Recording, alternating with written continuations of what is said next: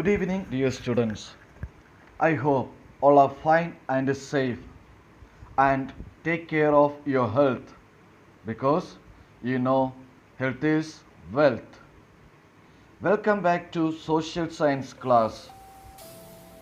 In the previous class, we have started a new lesson from Magadha to Taneshwar, and we have learned and discussed about the Maurya dynasty in the life history of Chandragupta Maurya, who is the founder of Maurya dynasty. Today, we are going to learn about the Ashoka, the great king of Maurya dynasty, and about how he ruled the kingdom with the principles of Dhamma. Students, let's go to the class.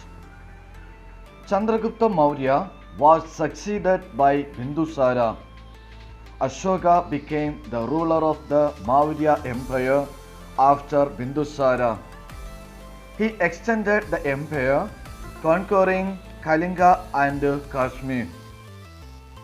Students, look at this map. You can see Mauryan Empire under Ashoka. You might have understood from the given map how it was extended during the reign of Ashoka. Next, we are going to study about Dhamma.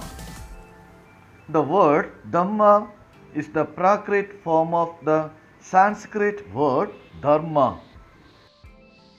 Look here. This is the Dhamma edict of Ashoka. In this, Ashoka is referred as Piyadasi. Let us analyze the information which can be collected from this edict of Ashoka.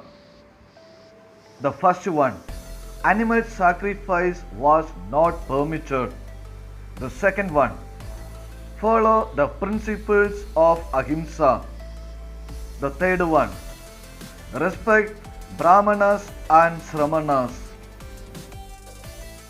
Ashoka was inspired by Buddhism to proclaim Dhamma, but the ideas of various religions can be seen in Dhamma. He considered the relation between the king and his people similar to the relation between father and children. He lessened the punishment and urged for a simple living. Now, let us discuss the aims of establishing Dhamma. There was a supreme need to instill unity, peace, and harmony among the people in the vast country, where the Brahmanas and the non-Brahmana, Sramanas, Jains, Buddhists, Ajivagas, etc. inhabited. This motivated Ashoka to introduce the Dhamma. In order to propagate and make people aware of his ideas and rules, Ashoka erected edicts in various parts of the country and made inscriptions on rocks. Most of these inscriptions were near cities and highways.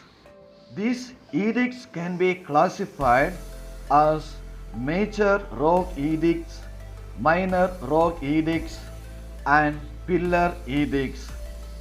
These edicts are also examples of artistic skills of that period. We can learn little more in detail about the edicts of Ashoka.